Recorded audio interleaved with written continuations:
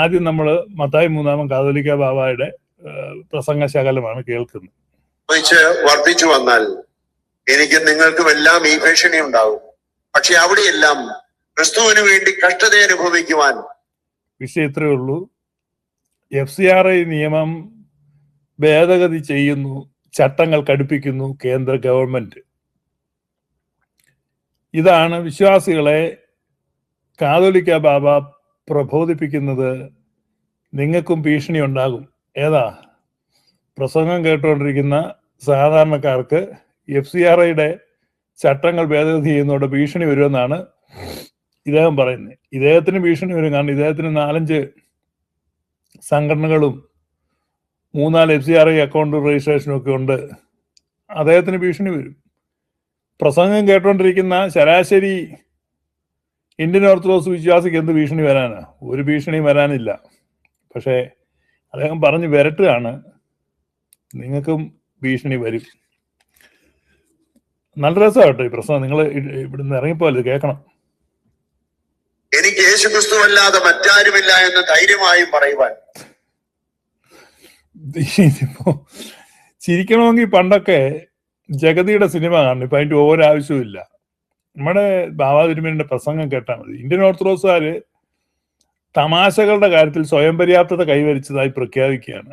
They are now self sufficient. കാരണം അവർക്കിനി ഒരു Charlie ചാപ്ലിനോ അവർക്കിനി ഒരു ഏതാണ് ഈ ജഗതി ശ്രീകുമാർ ഒന്നും ആവശ്യമില്ല. നിങ്ങളൊന്ന് ഓർത്തേ, ഈ നമുക്കും നമ്മുടെ വിശ്വാസത്തിനും വളരെയധികം ഭീഷണികൾ ഉണ്ടായിക്കൊണ്ടിരിക്കുന്നതായ സമയമാണ്. എന്തു ഭീഷണിയാണ്! എന്നെ കേട്ടോണ്ടിരിക്കുന്ന ക്രിസ്തീയ വിശ്വാസികൾ, നിങ്ങളിപ്പോ ഏത് വിഭാഗത്തിൽപ്പെട്ട മാർത്തോമയാകാം, ഓർത്തഡോക്സോ അല്ലെങ്കിൽ കത്തോലിക്കോ, എന്ത് കാട്ടെ, നിങ്ങളുടെ വിശ്വാസത്തിന് ഇന്ത്യയിൽ എന്ത് ഭീഷണിയാണുള്ളത്? എന്ത് ഭീഷണിയാണുള്ളത്? അനിയന്ത്രിതമായ അവിഹിത മാർഗത്തിലൂടെയുള്ള സ്വത്ത് സമ്പാദനത്തിനും പൊതു ട്രസ്റ്റുകളിലെ സ്വത്തുക്കളുടെ വ്യക്തിഗത ഉപയോഗത്തിനും നിയന്ത്രണങ്ങൾ ഉണ്ടായേക്കാം. അത്തരത്തിലുള്ള ജീവിതം നയിക്കുന്നവർക്ക് ഭീഷണി ഉണ്ടായേക്കാം. ഇതിനെ ക്രിസ്ത്യാനികൾക്ക് എതിരെയുള്ള വെല്ലുവിളിയെന്നും ക്രിസ്തു വിശ്വാസികൾക്കുള്ള ഭീഷണിയെന്നുമൊക്കെ വ്യാഖ്യാനിക്കുകയാണ്. അതൊക്കെ ഓലപ്പാമ്പ് കാണിച്ച് വരട്ടുന്ന പഴയ രീതിയാണ്. അതൊന്നും ഈ ആധുനിക കാലത്ത് വിലപ്പോവില്ല. ഇദ്ദേഹം പറയുന്നത് കേട്ടോണം. കന്യാസ്ത്രീകളും വൈദികരുമൊക്കെ പലപ്പോഴും പലയിടത്തും ക്രിസ്ത്യാനികളാകുന്നു എന്നുള്ളതിന്റെ പേരിൽ അടിയേൽക്കുന്നതും ദണ്ഡനമേൽക്കുന്നതും ഒക്കെ TV മുഖാന്തരം നമ്മളൊക്കെ കാണുന്നു. അപ്പോഴൊക്കെ നിങ്ങൾ എന്ത് ചെയ്തു? ഈ സ്റ്റാൻ സ്വാമി എന്ന് പറഞ്ഞൊരു കത്തോലിക്ക പുരോഹിതനെ ക്രൂരമായി കൊലപ്പെടുത്തി. അദ്ദേഹം ദളിത് വിഭാഗങ്ങൾക്ക് വേണ്ടി പ്രവർത്തിച്ചുകൊണ്ടിരുന്ന, അവരുടെ ഉന്നമനത്തിന് വേണ്ടി അവരുടെ ഇടയിൽ പ്രവർത്തിച്ചതാണ്. അപ്പൊ അദ്ദേഹത്തിൽ നക്സൽ ബന്ധം ആരോപിച്ചു അറസ്റ്റ് ചെയ്യപ്പെട്ടതാണ്.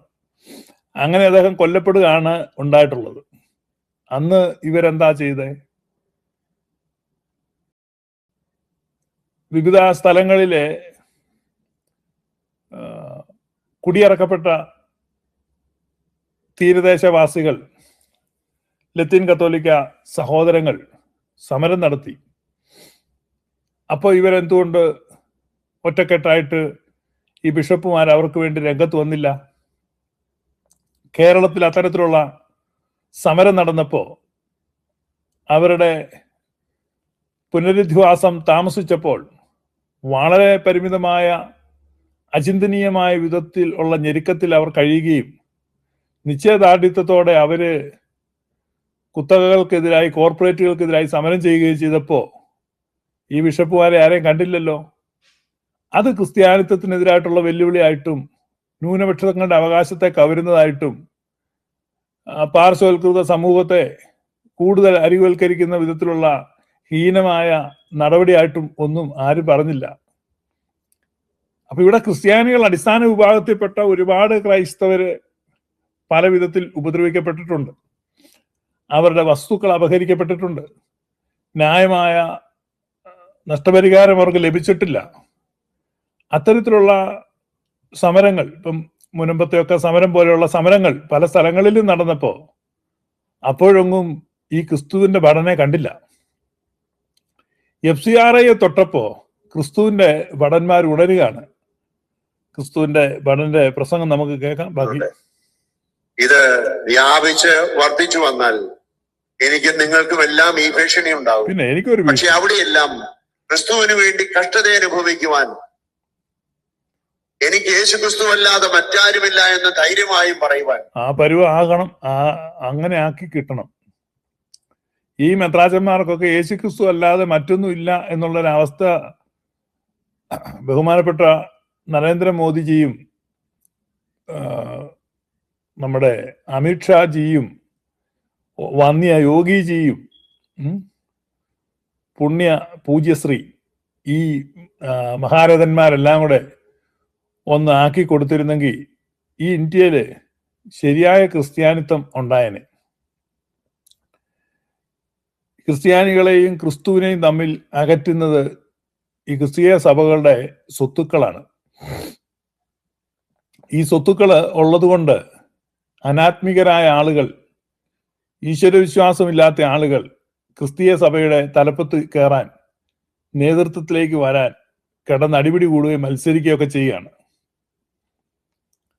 ഇവർ ഈ വേഷം കെട്ടി നിൽക്കുന്നതെല്ലാം ഈ സ്വത്തുള്ളത് കൊണ്ടാണ്. വൺസ് ഈ സ്വത്തുക്കളില്ല, ക്രിസ്തു മാത്രമേ ഉള്ളൂ എന്ന് പറഞ്ഞാൽ ഇവർ പലരും അവിടെ കാണില്ല. ശരിക്കും ക്രിസ്തു ഉള്ളവര് അവിടെ കാണും. അപ്പൊ ക്രിസ്തു സഹിതരായ ഒരു നേതൃത്വത്തെ ക്രിസ്ത്യാനികൾക്ക് കിട്ടാൻ ഈ ക്രിസ്തീയ സഭകൾ ക്രിസ്തുവിന്റെ പേരിൽ സമ്പാദിച്ചു വെച്ചിരിക്കുന്ന ഈ സ്വത്തുക്കളൊക്കെ അവിടുന്ന് തിരിച്ചെടുക്കുമാറാകണമേ എന്ന് ഒരു ശരാശരി ക്രൈസ്തവൻ എന്ന നിലയ്ക്ക് ഞാൻ പ്രാർത്ഥിക്കുകയാണ്. കാരണം അത് എടുത്തുകൊണ്ട് പോയെങ്കിലേ ഇവിടെ ശരിയായ, ഇപ്പൊ നമ്മുടെ ബാബാ തിരുമേനി പറയുന്നല്ലോ, എനിക്ക് ക്രിസ്തു മാത്രമേ ഉള്ളൂ, ജീവിക്കുന്നത് ക്രിസ്തുവും മരിക്കുന്നത് ലാഭവും എന്ന് പറഞ്ഞിട്ട് അനന്തരം അവൻ S-ക്ലാസ് ബെൻസിൽ കയറി യാത്രയായി എന്ന് പറയാൻ ഇടവരരുത്. അപ്പൊ ബാബാ തിരുമേനിയുടെ കേട്ടു, ഞാൻ യേശു ക്രിസ്തുവിനെ ആരാധിക്കും, യേശു ക്രിസ്തുവിനെ കുറിച്ച് പറയും, യേശു ക്രിസ്തുവിനെ കുറിച്ച് പ്രസംഗിക്കുമെന്ന് ധൈര്യമായിട്ട് പറഞ്ഞു. ഇയാൾ യേശു ക്രിസ്തുവിനെയാണോ ആരാധിക്കുന്നത്? ഇന്ത്യൻ ഓർത്തഡോക്സുകാര് നിങ്ങളുടെ കാതോലിക്ക യേശു ക്രിസ്തുവിനെ ആരാധിക്കുകയാണ്. യേശു ആരാധനക്കാരനാണ് അയാൾ എന്നാണ് യേശു നാമക്കാരനായെന്ന് എനിക്കറിയത്തില്ല. യേശു ക്രിസ്തുവിനെ ആരാധിക്കും എന്നാണ് നിങ്ങളുടെ കാതോലിക്ക പറഞ്ഞത്. ഗ്ലോറിയസ് ഗോസ്പൽ വന്നു കഴിഞ്ഞിട്ടാണ് ഈ ഇന്ത്യൻ ഓർത്തഡോക്സുകാർക്ക് പെട്ടവർക്ക് നമ്മൾ ട്രിനിറ്റിയെ വർഷിപ്പ് ചെയ്യേണ്ടതെന്ന് മനസ്സിലായിട്ടുള്ളൂ. ഇവിടുന്ന് പഠിച്ചാണേലും പഠിച്ച സ്ഥിതിക്ക് നിങ്ങളത് വലിയ ഞങ്ങൾ പണ്ടോട്ട് അങ്ങനെയാണ്, ആ ബോധ്യം ഞങ്ങൾക്കുണ്ട് എന്നൊക്കെ നിങ്ങൾ പറയുന്നുണ്ടെങ്കിലും ഇതുകൊണ്ട് ഇപ്പൊ നിങ്ങളെ കാതോലിക്ക പറഞ്ഞിരിക്കുന്നു ഉള്ളത് പുറത്തിയാടി. നിങ്ങളൊക്കെ തനി യേശു നാമക്കാരാണ്. പിന്നെ കാണാതെ പഠിച്ച് ലിറ്റർജി ഇങ്ങനെ പറയുന്നു എന്ന് മാത്രമേ ഉള്ളൂ. ഉള്ളിൻ്റെ ഉള്ളിൽ ആ ട്രിനിറ്റേറിയൻ ലാഫ് ഇല്ല. ആ ട്രിനിറ്റേറിയൻ ലാഫ് നിങ്ങളുടെ ഉള്ളിൻ്റെ ഉള്ളിൽ ഉണ്ടായിരുന്നെങ്കിൽ അത് വന്നതിന് എപ്പോഴും. എന്നെ ഉറക്കത്തിൽ തട്ടി വിളിച്ചിട്ട് വരുന്നു ആരാധിക്കുന്ന ആരാന്ന് ചോദിക്കുക. നമ്മൾ ദ ഹോളി ട്രിനിറ്റി, പരിശുദ്ധ തൃത്വത്തിൽ ആരാധിക്കണ്ടേ അല്ലേ? നമ്മുടെ പിതാക്കന്മാർ ഒരിക്കലും ആ മിസ്റ്റേക്ക് വരുത്തത്തില്ല. ഏതുറക്കത്തിൽ ചോദിച്ചാലും അവരത് പറയും. ശുഭഹോലാപോലവറുവൽ റുവോ കാദീശോ, അർത്ഥം അറിയാതെ ജൽപ്പിക്കല്ലേ. ഇത് ആവർത്തിച്ച് പറയുന്നത് എന്തിനാണ്? We are Trinity worshippers. We honour that relationship. We immerse ourselves in that ocean of love while worshipping the Trinity. We adoring that great, beautiful relationship. And through this worship we harmonize ourselves with that relationship. ഇതാണ് അതിൻ്റെ ഒരു മർമ്മം. അങ്ങനെ ഉണ്ടെങ്കിൽ നമുക്ക് ആശങ്കകളില്ല, ഉത്കണ്ഠകളില്ല, വെറുപ്പില്ല, വിരോധമില്ല, വൈരാഗ്യമില്ല, വിഭാഗീയതയില്ല, ഇത്തരത്തിലുള്ള ചിന്തകളും ഇല്ല. അപ്പൊ അപരന്റെ സ്വത്ത് പിടിച്ചെടുക്കുക എന്നുള്ളൊരാശയം വരുത്തുമില്ല. ഇതിപ്പോ അന്യായമായി പിടിച്ചെടുക്കുന്ന സ്വത്തുക്കളൊക്കെ കൈവിട്ടു പോകുമോ എന്ന ഒരു ഭയം, അതിൽ നിന്ന് വരുന്ന വാക്കുകളാണ്. These all are fake leaders ആണ്. നേരിടുവാനുള്ള ധൈര്യം ഇന്ത്യയിലെ ക്രിസ്ത്യാനികൾക്കും അനധിവിദൂര ഭാവിയിൽ ഉണ്ടാകാൻ പോകുന്നു. അത് നമ്മൾ ഓർത്തിരിക്കണം. ഇയാൾ എന്നെ പിച്ചുമ്പയി പറയുന്നു ഇന്ത്യയിലെ ക്രിസ്ത്യാനികൾക്ക് ധൈര്യം ഉണ്ടാകാൻ പോകുന്നു. ഇപ്പൊ ഇല്ല എന്നാ അദ്ദേഹം ഉദ്ദേശിക്കുന്നത്. ഇദ്ദേഹത്തിന്റെ കാര്യം ഇദ്ദേഹം പറഞ്ഞാൽ പോലെ ഇന്ത്യയിലെ ക്രിസ്ത്യാനികളുടെ മുഴുവൻ അട്ടിപ്പേറാവകാശം ഈ കഞ്ഞിക്കുഴി ബാവായ്ക്ക് ആരാ കൊടുത്തേ? ചുമ്മാ പിച്ചുമ്പയും പറയുക. നമുക്ക് സ്ലീബ ആഘോഷത്തിന്റെ ശക്തി, അതിനെ നേരിടുവാനുള്ളതായിരിക്കുന്ന ശക്തി ദൈവം തമ്പുരാൻ നമുക്ക് തരും. കാരണം കഷ്ടത സഹിഷ്ണുതയും സിദ്ധത പ്രത്യാശയും ഉളവാക്കുന്നു. എന്റെ പിന്നെ കണക്ട് ചെയ്ത് പറ. കഷ്ടത സഹിഷ്ണുതയും സിദ്ധത പ്രത്യാശ, ഇതൊക്കെ ഒന്ന് ഹോംവർക്ക് ചെയ്യണ്ടേ? ആ വാചകം പോലും അറിയത്തുമില്ല. ഇന്ത്യൻ ഓർത്തഡോക്സ് ആദ്യം പോയി നിങ്ങളുടെ ലീഡറെ ഒന്ന് ശരിയാക്കിയിട്. നമുക്ക് പ്രത്യാശയുണ്ട്. ആ പ്രത്യാശയിലേക്ക് വളരണമെങ്കിൽ ഏത് തരത്തിലുള്ള പീഡനങ്ങളും സഹിക്കാൻ നാം തയ്യാറായെങ്കിലേ സാധിക്കുകയുള്ളൂ. പലതരത്തിലുള്ള പീഡനങ്ങളെ പലതരത്തിലുള്ള പീഡനമുണ്ട്. അതിലൊരു പ്രധാന പീഡനമാണ് ED പീഡനം. ED പീഡനം ഉണ്ട്. അതുപോലെ തന്നെ ഈ RB പീഡനമുണ്ട്. പിന്നെ IT പീഡനമുണ്ട്. എന്ന് പറഞ്ഞാൽ റിസർവ് ബാങ്കിന്റെ പീഡനം, ഇൻകം ടാക്സിന്റെ പീഡനം, എൻഫോഴ്സ്മെന്റ് ഡയറക്ടറേറ്റിന്റെ പീഡനം. അങ്ങനെ പീഡനങ്ങൾ പലതാണ്. പീഡകളനവധി ഏറ്റവരാം എന്ന് പറഞ്ഞാൽ പലതരം പീഡന. ചിലർ അഗ്നിയിൽ അന്ത്യം കണ്ടു, ചിലർ വാളാൽ ചിറകുകൾ ധരിച്ചു എന്നൊക്കെ പണ്ട് പാടുന്ന മാറിയിട്ട് ED IT RB എന്നൊക്കെ പാടേണ്ടി വരും. ലിറ്ററേച്ചർ ചെറുതായിട്ടൊന്ന് പരിഷ്കരിക്കേണ്ടി വരും. ജീവിച്ചുകൊണ്ട് വളർന്നതായ ചരിത്രമാണ് ക്രിസ്തീയ സഭയ്ക്കുള്ളത്. അതാരെയും ഭയപ്പെടുന്നില്ല. അതിനാകെ ഭയം ക്രിസ്തുവിനെ മാത്രമേ ഉള്ളൂ. ക്രിസ്തീയ സഭയ്ക്ക് എവിടെയാടോ ക്രിസ്തുവിനെ ഭയം? ക്രിസ്തുവിനോട് സ്നേഹമല്ലേ ഉള്ളേ? വിശ്വസ്തേ സഭയെ ഭയമെന്തിനുള്ളിൽ ക്ലേശം ലേശം വേണ്ട. അങ്ങനെയല്ലേ പാടുന്നേ? അല്ലേ മത്തായി ബാബ അങ്ങനെയല്ലേ പാടുന്നേ? ഇനി നിന്നെ ക്രിസ്തുവിനെ ഭയപ്പെടുന്നേ. അപരനെ നീ മോഹിക്കാത്തതിനാൽ നിന്നെ ഞാനും കൈവേടിയില്ല. ആഹാ. അപ്പോ മറ്റ് ക്രിസ്തുവിനേക്കാൾ അധികമായിട്ട് സ്വത്തുക്കളെ, ട്രസ്റ്റുകളെ, കെട്ടിടങ്ങളെ, അയൽക്കാരന്റെ പള്ളിയെ, അവന്റെ അമ്മൂമ്മയുടെ ശവക്കല്ലറയൊക്കെ മോഹിക്കുന്നതുകൊണ്ടാണ് നിങ്ങൾക്ക് ഈ പ്രശ്നം വരുന്നത്. ആ മോഹം ദുർമോഹമാണ്. അതൊക്കെ മാറ്റി കഴിഞ്ഞാൽ പ്രശ്നം മാറും. കഥയറിയാതെ പാവം രാഹുലീശ്വർ ഇതിനെയൊക്കെ സപ്പോർട്ട് ചെയ്യുന്നുണ്ട്. ലോകത്തിൽ ഒരു മനുഷ്യനെയും ഭയപ്പെടില്ല, ഒരു ജാതിയെയും ഭയപ്പെടില്ല, ഒരു വ്യവസ്ഥിതിയെയും ഭയപ്പെടില്ല, ഒരു രാഷ്ട്രീയ വ്യവസ്ഥിതിയും ഏതൊരു ഭരണത്തെയും അതിന് ഭയമില്ല. ആരെ ഉദ്ദേശം മനസ്സിലായല്ലോ. ക്രിസ്തുവിനെ മാത്രമേ ഭയമുള്ളൂ. അതുകൊണ്ട് ക്രിസ്തുവിന് വേണ്ടി ഏത് യാതനയും അനുഭവിക്കുവാൻ നാം തയ്യാറാകേണ്ട കാലമായിരിക്കുന്നു എന്നുള്ളത് നാം എല്ലാവരും ഓർത്തിരിക്കണം. അങ്ങിൽ മാത്രമേ ഈ സ്ലീബ ആഘോഷത്തിന്റെ അർത്ഥം. ഈ മത്തായി ബാവായുടെ സ്വത്തുക്കൾ സംരക്ഷിക്കുവാൻ അദ്ദേഹം അനധികൃതമായി വാരിക്കൂട്ടിയിരിക്കുന്ന കോടിക്കണക്കിന് രൂപയുടെ ട്രസ്റ്റിന്റെ പേരിൽ ഉണ്ടാക്കിയിരിക്കുന്ന കണക്കിൽപ്പെടാത്ത സ്വത്തുക്കളൊക്കെ ഓഡിറ്റ് ചെയ്യപ്പെടാതിരിക്കുവാനും നഷ്ടപ്പെടാതിരിക്കുവാനും അതിനുവേണ്ടി പീഡ സഹിക്കുവാൻ എല്ലാവരും തയ്യാറാകണമെന്നുള്ള ഒരു ആഹ്വാനമാണ് ഈസ്റ്റർ മെസ്സേജ് ആയിട്ട് ഇദ്ദേഹം കൊടുത്തിട്ടുള്ള ഒരു ആഹ്വാനം.